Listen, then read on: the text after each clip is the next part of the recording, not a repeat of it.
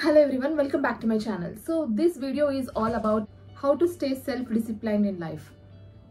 If you have a daily routine, if you have a prescribed daily routine for yourself, follow that routine even if other disturbing things come to disturb your routine. Like ఇప్పుడు మీరు morning లేసి work out చేయాలనుకుంటారు కానీ బయట క్లౌడీగా ఉంది are డార్క్గా ఉంది వెళ్ళడానికి, then what's the problem? Workout అనేది ఏంటి? బాడీకి ఎక్సర్సైజ్ ఇవ్వడము. అది ఇంట్లో కూడా చేయొచ్చు. లైక్ యూట్యూబ్లో పెట్టుకొని మీరు కొన్ని వీడియోస్, ఫిట్నెస్ వీడియోస్ పెట్టుకొని you can dedicate that particular time to fitness. అలాగే హెల్దీ ఈటింగ్ అనేది ఏంటి? మీరు అనుకుంటారు కొన్ని డేస్ నేను డీప్ ఫ్రైడ్ ఫుడ్ తినను, కొన్ని డేస్ నేను మైదా తినను, ఓన్లీ హోల్ గ్రెయిన్స్ తింటాను, లైక్ కంప్లీట్లీ పాలిష్డ్ రైస్ కాకుండా బ్రౌన్ రైస్ ఆర్ మిల్లెట్స్ తినాలి అనుకుంటారు కొన్ని డేస్ అలా. కాకపోతే మీకు సడన్గా మార్కెట్లో మీరు అనుకున్న మీకు అలవాటు పడ్డ బ్రాండ్ ఆఫ్ మిల్లెట్స్ దొరకకపోవచ్చు. అలాగని it is not necessary to shift back to that unhealthy eating habits like deep fried frozen foods and all. You can find an alternative, like you can include more fruits, fresh fruits and veggies in your diet. అవి కూడా మీకు దొరకలేదు అంటే chick peas ఉంటాయి కదా, ఆ చిక్ పీస్ని night నానబెట్టేసుకొని morning కుక్కర్లో వేసేసుకొని జస్ట్ సాల్ట్ వేసుకుంటే and some carrot or cucumber ఉంటే సలాడ్ అయిపోతుంది. లేదు అంటే జస్ట్ దాన్ని మనము తినేసేయచ్చు. So there are other alternatives for healthy eating. మీరు one strategy of healthy eating చేయాలనుకుంటే అవి ఏమి మీకు అందుబాటులో లేకపోతే, if there is no availability of all that healthy eating foods, you can switch on to the alternatives. అంతేకాని completely back వెళ్ళకూడదు, అంటే ముందు చేసిన మిస్టేక్ మళ్ళీ చేయకూడదు. మనం ఒక అన్హెల్దీ లైఫ్ స్టైల్లో ఉన్నప్పుడు చాలా డెడికేషన్, చాలా మోటివేషన్తో మనము ఒక హెల్దీ లైఫ్ స్టైల్కి స్విచ్ ఆన్ అవుతాము. అప్పుడు మళ్ళీ ఏదో డిస్టర్బెన్స్ వచ్చింది కదా అనేసి గివప్ ఇస్తే మాత్రం again you will bounce back to that unhealthy lifestyle. ఇది నేను లైఫ్ స్టైల్ గురించి చెప్తున్నాను. It will be applied to all other aspects of the life. Like study, ఎక్కువసేపు కూర్చొని ఒక 3 to 4 hours కంటిన్యూస్గా కూర్చొని చదవాలి అంటే ఎలా చదవాలి అనేసి చాలా కామెంట్స్ వస్తున్నాయి. స్టూడెంట్స్ లైక్ అంటే యూపీఎస్సీ ఆస్పిరెంట్స్ అవ్వచ్చు, లేదంటే నీట్ ఆస్పిరెంట్స్ అవ్వచ్చు, నీట్ పీజీ ఆస్పిరెంట్స్ అవ్వచ్చు, ఎవరైనా అవ్వచ్చు.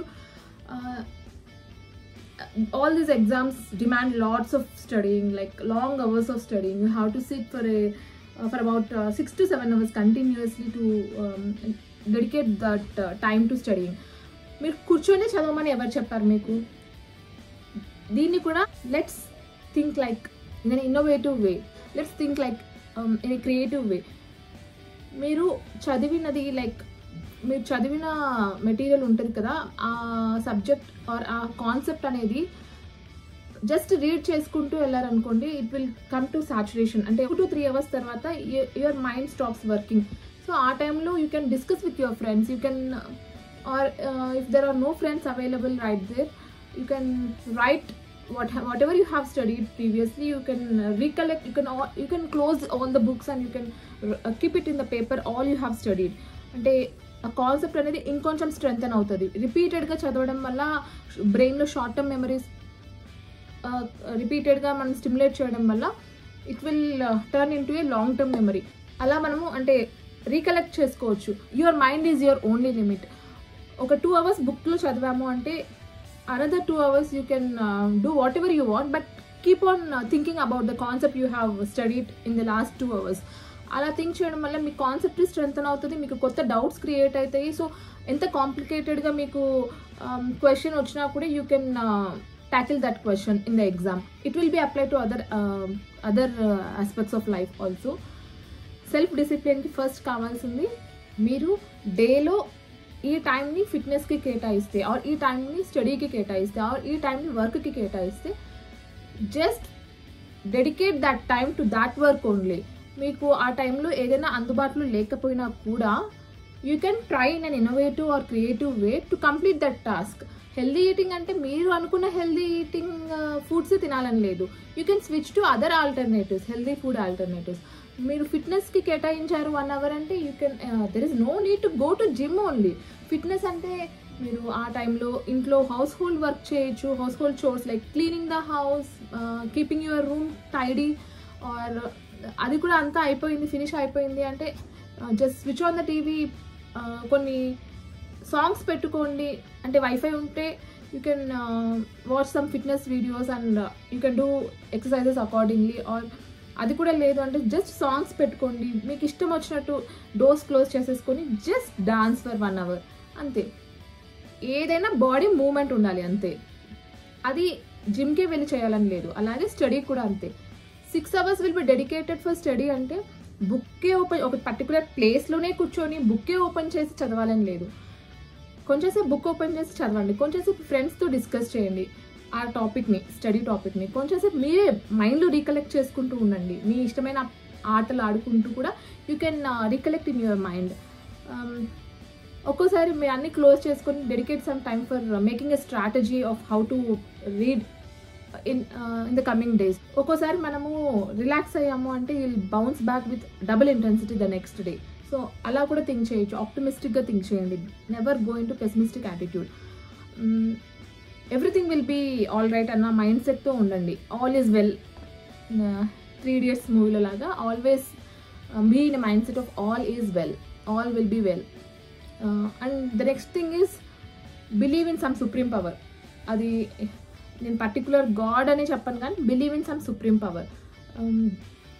Just hand over your problems, struggles, anxiousness or anything to that supreme power.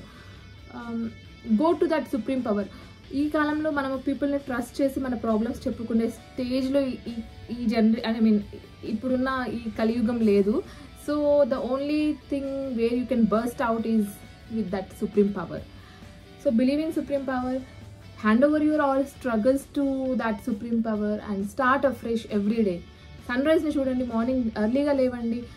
Morning ఎర్లీగా లేవాలంటే మీరు ముందు రోజు నైట్ ఎర్లీగా పడుకోవాలి. సో ఆ ముందు రోజు నైట్ ఎర్లీగా పడుకోవడానికి మీకు అంటే కుదరలేదు అని చాలా కంప్లైంట్స్ ఉంటాయి.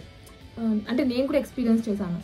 సో అన్ని పనులు పక్కన పెట్టేసేయండి. నెక్స్ట్ డే ప్రొడక్టివిటీ నేను ఎక్స్పెక్ట్ చేయాలి అంటే ముందుడే కొంచెమన్నా మనము ప్రిపరేషన్స్ చేసుకోవాలి కదా. ప్రెపింగ్ మోడ్లోకి వెళ్ళాలి అంటే you have to ignore all the disturbances.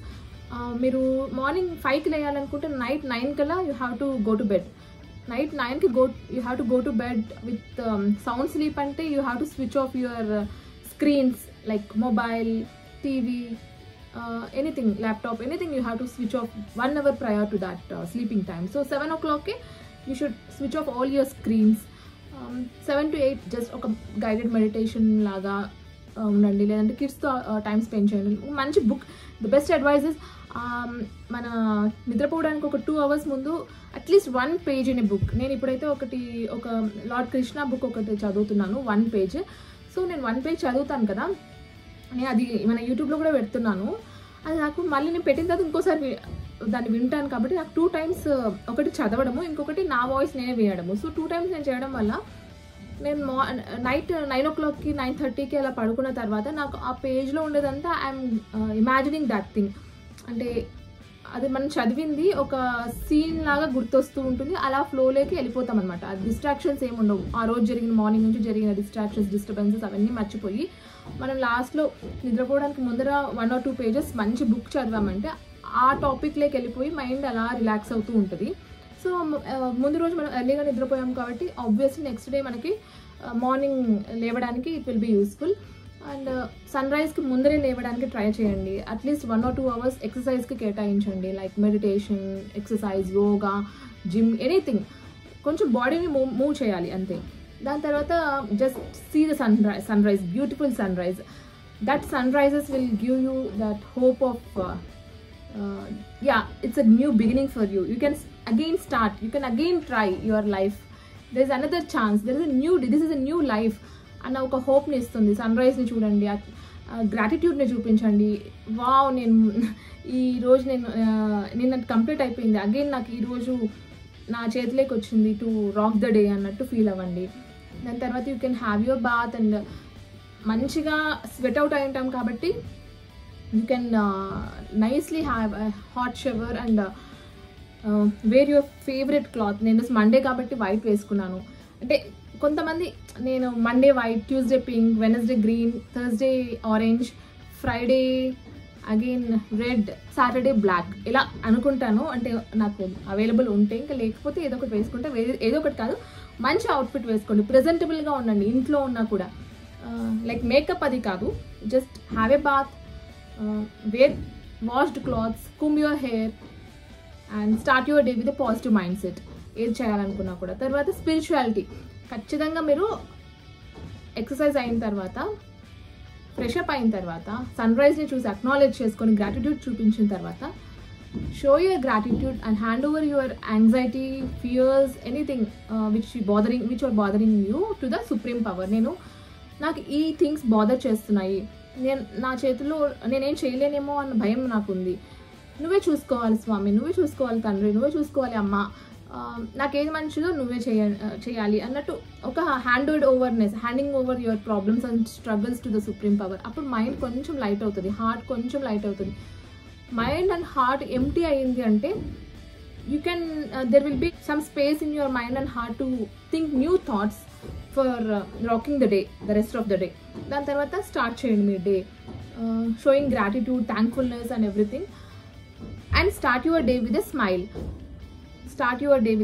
నువ్వు ఇప్పుడు డే స్టార్ట్ చేసావు కదా అనేసి, నువ్వు ఈరోజు డే స్టార్ట్ చేసావు ఇవన్నీ చేసేసి, కాబట్టి నీకు ఒక ఫ్లవర్స్ తోటి వెల్కమ్ పలుకుతాము అన్నట్టు ఉండదు day. Don't expect that. Every day జీవితం అంటే ఏదేదో, నాకు ఒక ఫేవరెట్ డైలాగ్ ఉంది, పవన్ కళ్యాణ్ మూవీ, బాలు అనుకుంటా, జీవితం అంటే పూల పాన్పు కాదు, ఎప్పుడు సుఖాలే కావాలంటే ఎలా, కష్టాలు కూడా భరించాలి. గుండ్రంగా తిరిగేదే భూమి,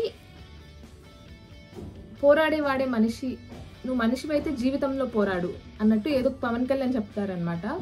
నాకు ఆ డైలాగ్ చిన్నప్పుడు ఆ మూవీ చూసినప్పుడు నా ఫేవరెట్ డైలాగ్ అది, కానీ మర్చిపోయాను. జీవితం అంటే పూల పాన్పు కాదు, ఎప్పుడు సుఖాలే కావాలంటే ఎలా, కష్టాలు కూడా అనుభవించాలి. గుండ్రంగా తిరిగేదే భూమి, సంథింగ్ ఏదో ఉంటుంది అలా, పోరాడేవాడే మనిషి, నువ్వు మనిషివైతే జీవితంలో పోరాడు అన్నట్టు ఉంటుంది. అలా మనకి ఎక్కువ కష్టాలే ఉంటాయి, మధ్య మధ్యలో బ్రేక్స్ ఉంటాయి. ఆ బ్రేక్స్లో మనం హ్యాపీనెస్ని, ఆ జాయ్ని ఆస్వాదించాలి. అప్పుడే మనకు ఆ హ్యాపీనెస్ విలువ కూడా తెలుస్తుంది. ఎప్పుడు హ్యాపీనెస్లో ఉన్నామనుకోండి, హ్యాపీనెస్ అందరికీ కంటిన్యూస్గా హ్యాపీనెస్ ఎప్పుడు ఉంటుంది అంటే it indicates that they are doing nothing. ఏదో ఒకటి చేయాలి అనుకున్న వాళ్ళు బయటకి, ఏదో ఒకటి చేయాలి అనుకున్న వాళ్ళు బయటకనే కాదు, ఏదో ఒకటి చేయాలనుకున్న వాళ్ళకి స్ట్రగుల్స్ కంపల్సరీ ఉంటాయి. మాకు స్ట్రగుల్స్ వద్దు అంటే ఏది చేయకుండా గమ్మని ఉండాలి.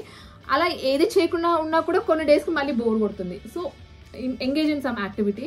అలా ఎంగేజ్ అయినప్పుడు కంపల్సరీ కొన్ని డిస్టర్బెన్సెస్ వస్తూ ఉంటాయి. కాకపోతే ఎవరైతే ఆ డిస్టర్బెన్సెస్ని ఇగ్నోర్ చేసుకుంటూ ముందరికి వెళ్తాడో, that person will be an inspiration to others. This is for this video. Hope this video is useful to you.